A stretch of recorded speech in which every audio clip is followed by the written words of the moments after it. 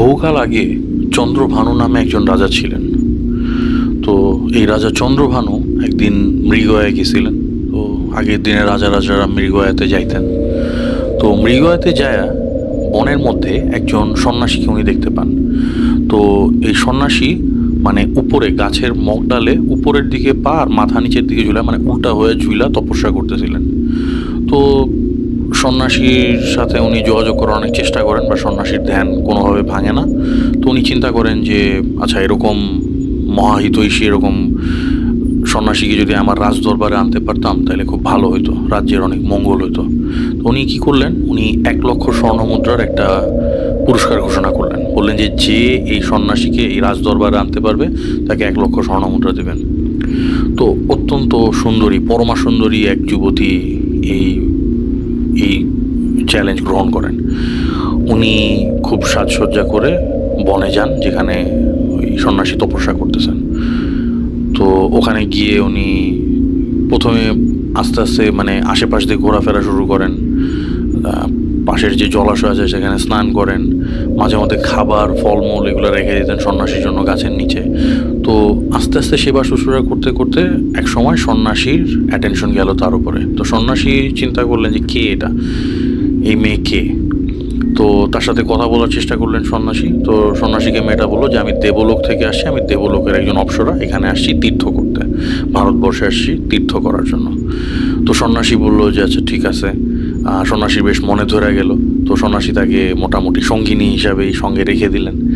আস্তে আস্তে সন্ন্যাসীর তার প্রতি মায়া বাড়লো, প্রেম জাগ্রত হইল, এবং তাদের একটা সন্তানও হইল, তাদের একটা ছেলে হয়। তো একদিন কি কথায় কথায় এই মেয়েটা, এই যুবতীটা এই সন্ন্যাসীকে বোঝায় যে চলো আমরা অমুক রাজ্যে যাই, ওর রাজ্যের রাজদরবারের রাজদরবারের রাজার সাথে দেখা করা উচিত, কারণ উনি সবাইকে আপনার মতো সন্ন্যাসীকে পাইলে অনেক পুরস্কার দেবেন, এবং এদিকে এখন যেহেতু সন্ততি হয়েছে কিছু খরচপাতিও বেড়ে গেছে তাদের। তো সন্ন্যাসী কি মনে করে সায় দিয়ে দেন। তো যখন এই যুবতী সন্ন্যাসীকে নিয়ে এই রাজদরবারে প্রবেশ করেন তখন রাজা তাকে ফুলের মালা দিয়ে বরণ করে নেন এবং সবাইকে বলেন যে এই যে দেখো, তোমরা কেউ পারো নাই, এই মেয়ে পারছে। রাজা চন্দ্রভানু এটা বললেন তার সভাসদদের। তো তখন সন্ন্যাসী বুঝতে পারেন যে কি ভুলটা তিনি করছেন। তো সন্ন্যাসীর সম্মানে খুব আঘাত লাগে এবং তার পিঠে মানে তার কাঁধে তার ছেলেকে বসা রাখলেন, তার ছেলেকে নিয়ে আছাড় মেরে ফালায় দেন এবং রাগে গটগট করে উনি সভা ত্যাগ করেন। এরপরে সন্ন্যাসী কঠোর তপস্যা শুরু করে এবং এই তপস্যার কারণে এই রাজা চন্দ্রভানু মৃত্যুবরণ করেন। এবং চন্দ্রভানুকে তিনি মেরা ফেলেন না, চন্দ্রভানুকে তিনি আধা জীবিত আধা মৃত একটা শব মানে একটা মৃতদেহ হিসেবে রেখে দেন, এবং তাকে এই শ্মশান ঘাটের পাশে শিরীষ গাছে এরকম ঠিক ওরকমভাবে পা উপরের দিকে মাথা উপর নিচের দিকে একদম শীর্ণকায় স্বাস্থ্যওয়ালা একটা মরদেহ হিসাবে ঝুলায় রেখে দেন। এবং এই প্রেত, এই চন্দ্রভানুর এই আধামৃত এই যে প্রেতটা, এই প্রেতটা এই সাধুকে বা এই সন্ন্যাসীকে ইহকাল এবং পরকাল দুই সময়েরই খবর দিত, এবং একে নিয়েই এর নামই হচ্ছে বেতাল। এবং এই বেতাল পিশাচের কাহিনী হচ্ছে বেতাল পঞ্চবিংশতি। অনেক ছোটবেলায় আমি গল্পটা পড়ছিলাম। তো আজকে এত বড় গল্প কী জন্য বললাম, usually I never tell stories and this videos. যে বইটা আমি রিসেন্টলি পড়া শেষ করছি সেটা হচ্ছে আলমগীর তৈমুর স্যারের বেতাল।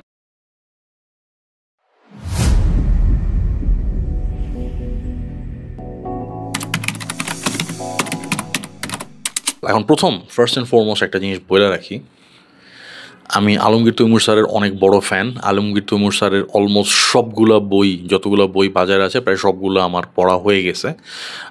অনেকগুলা এখনও রিভিউ করার সময় পাই না, আমি এগুলো আস্তে আস্তে রিভিউ ভিডিও দিব। আর সবগুলো বই আমার হাতের কাছেও এখন নাই, বাট এটা আমি আনাইছি এই দেশে এটার ব্যাপারে স্পেশালি একটু কথা বলার জন্য।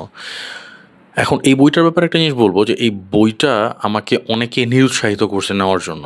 আমার রিলায়েবল যে সোর্সেস, যাদের রেকমেন্ডেশন সাধারণত আমি মানে নির্ভর, যাদের রেকমেন্ডেশনের উপর আমি ভরসা করি, তারা আমায় বলছে যে এই বইটা আপনি পড়া তেমন একটা মজা পাইবেন না। কিন্তু একটা জিনিস হচ্ছে যে কার কোন বইটা ভাল লাগবে এটা until and unless they read it অথবা ইউ রিড ইট আপনি বুঝতে পারবেন না যে অ্যাকচুয়ালি আপনার কাছে এটা ভালো লাগবে কি খারাপ লাগবে। তো এই জন্য কথা হচ্ছে যে রিভিউ দেখাই বা কারো কথা শুই নাই নিরুৎসাহিত হয়েন না। আপনার কাছে যদি মানে ফ্ল্যাপ বা ব্লার্ব বা প্লট সিনোপসিস এই জিনিসগুলো পড়া যদি আপনার কাছে গল্পটা ইন্টারেস্টিং মনে হয়, গো ফর দ্যাট বুক। কি জ্যাদা সে জ্যাদা কী হইব, খুব বেশি হলে কী হতে পারে, বইটা ভালো লাগবে না, আপনি হয়তো বা বইটা আর পড়বেন না, but at least you found out যে আপনার কাছে এটা ভালো লাগছে কি না লাগছে, রাইট? আর কয় টাকাই বা খরচ হয় একটা বইতে। এনিওয়েজ, তো বইটা মানে থ্যাংক গড যে আমি তাদের রেকমেন্ডেশন উপেক্ষা করে এই বইটা নিয়ে নিয়েছিলাম, এবং I do not regret it at all. আমি তাদের কথা শুনলে হয়তো বা এই বইটা, এই দারুণ এই বইটা আমি হয়তো বা মিস করে যেতাম। আমার কাছে বইটা ভালো লাগছে কি জন্য, এক নাম্বার মানে কয়েকটা কারণ আছে। প্রথম যে কারণটা সেটা হচ্ছে যে বেতাল পঞ্চবিংশতিতে আমি পড়ছিলাম ক্লাস 6 বা 7 থাকতে। আমার কাছে একটা বই ছিল, এখনও আছে বইটা, ওটা দেশে আমার ক্যাবিনেটে এখনও আছে। ওই বইটার নাম হচ্ছে 7 ইন্ডিয়ান ক্লাসিক্স। তো ওখানে বেতাল পঞ্চবিংশতি, 32 পুতুলের গল্প, বেদ ও উপনিষদের গল্প, আর অনেক কাহিনী ছিল। তো বেতাল মানে I fail in love with Betal Panchabingshati. মানে গল্পগুলো এত উইটি এবং কিছু কিছু জায়গায় এত নির্মম এবং নৃশংস ছিল যে মানে ওই বয়সে ইট ওয়াজ ওভারওয়েলমিং ফর মি। তো আমি খুবই এনজয় করছিলাম। তো সেই বেতাল পঞ্চবিংশতি, তো সেই বেতাল পিশাচের রেফারেন্স এবং সেই বেতাল পিশাচের উল্লেখ আছে এই বইটাতে। যদিও কাহিনীটা একটু ডিফারেন্ট। এক নম্বর হচ্ছে যে আলমগীর তৈমুর স্যারের লেখা এটা সবার জন্য না, সবার কাছে হয়তো ওনার সব বই ভাল লাগবে না, বাট যারা আলমগীর তৈমুর স্যারের লেখা এনজয় করেন মানে তাদের জন্য it's a fantastic treat as for my self.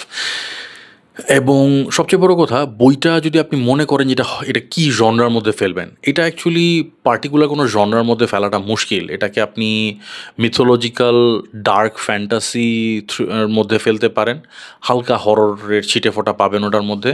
এটা এমন না যে এই বইটা পড়ে আপনার রাতের ঘুম নষ্ট হবে, এরকম না। এটা পড়ে আপনি যে খুব বেশি ভয় পাওয়া যাবেন, এরকম না। বাট এটার মধ্যে একটা প্রচ্ছন্ন একটা এমন একটা হরর আছে যে আপনার যদি এটার সাবজেক্ট ম্যাটার সম্পর্কে জানা থেকে থাকে এবং ইন দ্য রাইট অ্যাটমসফিয়ার, ধরেন আপনি একটা দারুণ একটা মানে আবহ বা দারুণ একটা আমেজের মধ্যে আপনি এটা পড়তেছেন, বইটা পড়তেছেন, ধরেন খুব বাইরে বৃষ্টি বাদলা হইতেছে, বা আপনি হয়তো গ্রামের দিকে আছেন বা জঙ্গল টঙ্গল বা যেখানে আশেপাশে পোড়ো বাড়ি টাড়ি আছে বা মন্দির টন্দির আছে, এরকম পারফেক্ট অ্যাটমসফিয়ারে যদি পড়েন তাহলে maybe it can scare you. But otherwise আপনি যদি সিটি সেটিংয়ে বসে পড়েন তাহলে হয়তো বা it might not scare you at all.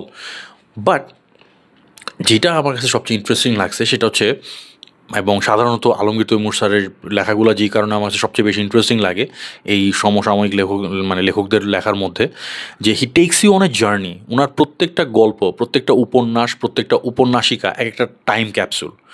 যেই টাইম পিরিয়ড নিয়ে উনি লেখেন ওই সময়কার সমাজ ব্যবস্থা, জীবন দর্শন, তখনকার মানুষের যে ডায়ালেক্টস এবং তখনকার প্রত্যেকটা উপাদান এবং পারিপার্শ্বিক যত উপাদান, খাবার দাবার, বেশভূষা, দালান কোঠা, এগুলোর বর্ণনা থেকে শুরু করে সব কিছু এত ভিভিড এবং এত বস্তুনিষ্ঠ বর্ণনা উনি দেন, মানে he will transport you to that time period. তো এই জন্য এটাকে আমি টাইম ক্যাপসুল বলতেছি। এটা তো তার ব্যতিক্রম না, এটা হচ্ছে একদম স্বাধীনতা পরবর্তী বাংলাদেশের, একদম ঠিক মুক্তিযুদ্ধের পরবর্তী মানে 71 পরবর্তী সময়ের কাহিনী এটা। তো এখানে দেখা যায় যে শ্যামল শীল নামে মানে যিনি গল্পের ন্যারেটর তার নাম হচ্ছেন শ্যামল শীল। তো তার বাবা অপঘাতে মৃত্যু হয়েছে, স্ট্রোক করে মারা গেছেন। তো এবং তার ছোট ভাই সমীরণ, সে নাকি এক সন্ন্যাসীর পিছনে ঘুরতে ঘুরতে নিরুদ্দেশ হয়ে গেছে। সেই সন্ন্যাসীও নিরুদ্দেশ, সেই ছোট ভাইও নিরুদ্দেশ। এবং বাবা মারা যাওয়ার পরে মানে এখান থেকেই কাহিনীটা, তার বাবা মারা যাওয়ার পর থেকেই কাহিনীটা শুরু হয়। তার এক দুঃসম্পর্কের কাকা হঠাৎ করে উদয় হন, ভবতোষ কাকা। তো এই ভবতোষ ঘোষ এবং শ্যামল ওনারা মিলা ওনাদের ওই শ্যামলের বাবার যে মৃতদেহটা এটা সৎকার করেন। আমি আজ পর্যন্ত কোনো বইতে এই যে হিন্দু ধর্ম অনুযায়ী কীভাবে মৃতদেহের সৎকার করা হয় এবং এটার মধ্যে কী কী আচার উপাচার ইনক্লুডেড আছে এবং কীভাবে পুরো জিনিসটা কন্ডাক্ট করা হয় এত ডিটেইলড, মানে সবচেয়ে বড় কথা মরা পোড়ানোর এত ডিটেইলড এবং ভিভিড বর্ণনা আমি আজ পর্যন্ত কোনো বইতে পড়ি নাই। এবং এই জিনিসটা হয়তো বা উইক হার্টেড কারোর জন্য না, খুবই ভিভিড এই বর্ণনাটা। আচ্ছা, তো এখন যেহেতু বাবা মারা গেছেন তো ছেলেদেরকে সংসারের হাল ধরতে হবে। তো শ্যামল ডিসাইড করে যাচ্ছে, ঠিক আছে, শ্যামল এবং ভবতোষ কাকা দুজনে মিলেই ডিসাইড করেন যে সমীরকে খুঁজে বাই করা দরকার।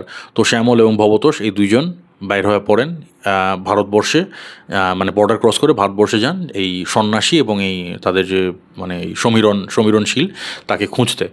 খুঁজতে খুঁজতে তারা কলকাতা থেকে জয়পুর, জয়পুর থেকে বারাণসী মানে বেনারস যেটাকে বলে আর কি, বারাণসী এই পর্যন্ত ওনাদের যে জার্নিটা 130 পাতা পর্যন্ত। বইটা খুব বড় না, দ্য বুক ইজ অলমোস্ট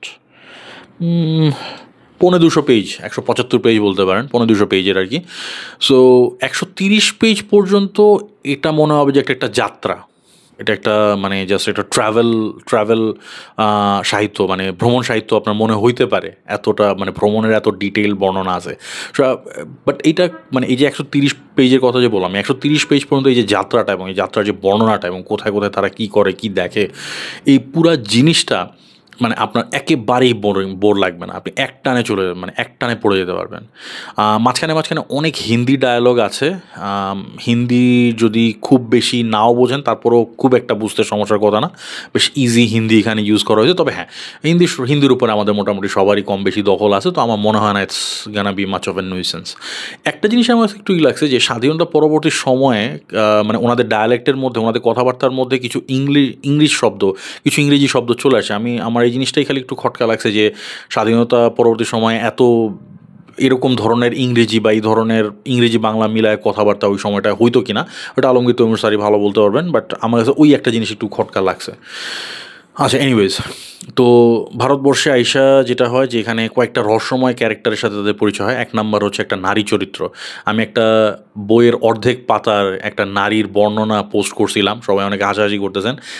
তো এটা হচ্ছে এই বইয়ের, এই বেতাল বইয়ের, এবং এই বইয়ের এই যোগিনী নামে নারীর বর্ণনা, এবং এই যোগিনী নামে নারীর উপস্থিতি এই বইতে খুব অল্পই, but it leaves you wanting. অত্যন্ত রহস্যময় এবং খুবই ডায়নামিক এই চরিত্রটা। আর আরেকজন হচ্ছেন সন্ন্যাসী মহাবল। তো এরা কারা এবং এদের ভূমিকা কী, এগুলোর ব্যাপারে আমি আর বলবো না, এর চেয়ে বেশি বলতে গেলে স্পয়লার হয়ে যাবে। বাট ওই যে একটা জিনিসই যেটা, যে আরও একটা জিনিস যেটা আমার পার্সোনাল পেট পিভ, সেটা হচ্ছে যে আলমগীর তৈমুর স্যার এখানেও সে একই কাজই করছেন। ওনার যে অ্যাব্রাপ্টলি কাহিনী, মানে মাত্র যখন মনে হয় যে মানে এই যে ক্লাইম্যাক্স আসতেছে বা এই যে এখন কাহিনীটা জমতেছে, এখন একটা ধুমধুমার কিছু একটা হবে, ঠিক ওই সময় উনি এমনভাবে জবনিকাপাত করেন, এমনভাবে উনি সমাপ্তি টেনা দেন, মানে এটা নিজের কাছে একটু খচখচ লাগে। এটা এখন বলতে গেলে যে এটা আলমগীর তৈমুর স্যার একটা ট্রেডমার্ক স্টাইল হয়ে গেছে। বাট কখনও যদি স্যারের কাছে অনুরোধ এটা থাকবে, কখনও যদি একটু কষ্ট করে পাঠকদের দিকে যদি তাকায়, যদি একটু ইলাবোরেট ওয়েতে উপসংহার টানা যায়, তাহলে অত্যন্ত কৃতার্থ থাকবো। বাট সবচেয়ে বড় কথা, এই বইটা আমি এক বসায় পড়া শেষ করছি। আই লাভড ইট, কারণ হচ্ছে এটার যে সাবজেক্ট ম্যাটার, এইগুলো আমার কাছে খুবই ইন্টারেস্টিং লাগে। অনেক আগে থেকেই অল্প বিস্তর আমার জ্ঞান আগে থেকে ছিল, তো এই জন্য আমার কাছে এটা আরও বেশি ইন্টারেস্টিং লাগছে। পুরো জার্নির বিবরণ এবং রহস্যের যে প্যাঁচ এটার মধ্যে আছে, দারুণ, আমার কাছে খুবই উপভোগ্য লাগছে। আর সবচেয়ে বড় কথা, বেতাল পিশাচের যে রেফারেন্সটা এটা এখানে যেভাবে ইউজ করা হয়েছে, ফ্যান্টাস্টিক। বইটা বিব্লিওফাইল প্রকাশনী থেকে আসছে। এটার মুদ্রিত মূল্য, এটার মুদ্রিত মূল্য দেওয়া আছে 330 টাকা। তো এটা হয়তো আপনার 250 টাকার আশেপাশে পেয়ে যাবেন। বইটার বাঁধাই এবং কোয়ালিটি মানে দুর্দান্ত। এটার পেজ কোয়ালিটি এবং বাঁধাই কোয়ালিটি দারুণ, ভিতরে ইলাস্ট্রেশনও আছে। আর মানে বিব্লিওফাইল এটার উপরে যে হার্ড কাভারের যে মলাট, এখানে মলাটে যে কাগজটা ইউজ করে, খুব ভালো কোয়ালিটি কাগজ ইউজ করে, এরকম রাউন্ড বাইন্ডিং করা বইটা। তো মানে বইটা খুবই, সবচেয়ে বড় কথা একটা কথাই বলবো যে অদ্ভুত। প্রচ্ছদ as usual, Alamgir Taimur sir কখনও খুব ফ্ল্যাশি প্রচ্ছদ পছন্দ করে না। আই উড সে যে this is one of the most colourful প্রচ্ছদ। ওনার যতগুলো বই আছে এর মধ্যে সবচেয়ে কালারফুল প্রচ্ছদ মনে হয় এইটাই। তো এটার মধ্যে কিছু সাটল, মানে এখানে প্রচ্ছদের মধ্যে কিছু সাটল এলিমেন্টস আছে, যেটা আপনি গল্প পড়লে বুঝতে পারবেন যে কোন কোন এলিমেন্টগুলো গল্পের মধ্যে আছে। ফ্রন্ট এবং ব্যাক দুইটাতেই নামলিপিটা খুবই সুন্দর হয়েছে, নামলিপিটা ফ্যান্টাস্টিক। আমি হয়তো একটু ডিফারেন্ট কালার থিম পছন্দ করতাম, but overall it's very pleasant এবং কালারটাও খুব আই ক্যাচি। তো আমার কথা হচ্ছে যে এই বইটা সবার জন্য না। যারা ইতিহাস পছন্দ করেন না বা বর্ণনা নির্ভর সাহিত্য পছন্দ করেন না বা পুরা কমফোর্টেবল ফিল করেন না, এই বইটা তাদের জন্য না। এটার মধ্যে হালকা একটু হররের, মানে অল্প একটু হররের ছিটা দেওয়া আছে, বাট মোস্টলি এটা হচ্ছে মিস্ট্রি এবং মানে এটা আপনি বলতে গেলেন যে বলতে পারেন যে হিস্টোরিক্যাল এবং মিথোলজিক্যাল ফিকশন এবং মিস্ট্রি এরকম এই জিনিসগুলো কম্বিনেশনটাকে বলতে পারেন। সবচেয়ে বড় কথা যে আলমগীর তৈমুর স্যারের লেখা ইটস আ হোলসাম এক্সপিরিয়েন্স। তো যারা আলমগীর তৈমুর স্যারের লেখা পছন্দ করেন তাদের কাছে এটা শুধুমাত্র তার ফ্যানদের জন্য, হয়তো বা নতুন কেউ ট্রাই করলে কারো কারো ভালো লাগতে পারে, নাও লাগতে পারে। এবারে আমি সবার জন্য রেকমেন্ড করছি না। অনলি আপনার যদি হাতে সময় থাকে এবং আপনি যদি এরকম বর্ণনা নির্ভর মানে খুব ডিটেইল ওরিয়েন্টেড লেখা যদি পছন্দ করেন, তাহলে definitely this book is for you, otherwise skip it. But আমি পার্সোনালি আমার কথা হচ্ছে যে আমার কাছে মানে থ্যাংক গড, আমি অ্যাগেন আবারও বলতেছি থ্যাংক গড যে আমি ওদের কথা শুই না বইটা রেখা দিই নেই। আমি মানে মোটামুটি তেরামি করে বইটা নিয়ে নিছি এবং আমার কাছে বইটা মনে হয়েছে যে ইট ওয়াজ ওয়েল ওয়ার্থ ইট। এবং সবচেয়ে বড় কথা আমার কাছে এটা মানে এখন এটা আরও বেশি ওয়ার্থ ইট মনে হচ্ছে, যেটা আমার দেশে এক কপি আছে আর এই যে আরেক কপি সৌদি আরবে আমার হাতে। সো আজকে এই পর্যন্তই। আজকে ভিডিওটা মেবি একটু লম্বা হয়ে গেল, বাট কী করবো, মানে এটার ব্যাপারে আমি সারাদিন কথা বলতে পারবো। So thank you very much. হয়তো অন্য কোনো ভিডিওতে আবার কথা হবে। Till then take care and stay safe. আল্লাহ হাফেজ।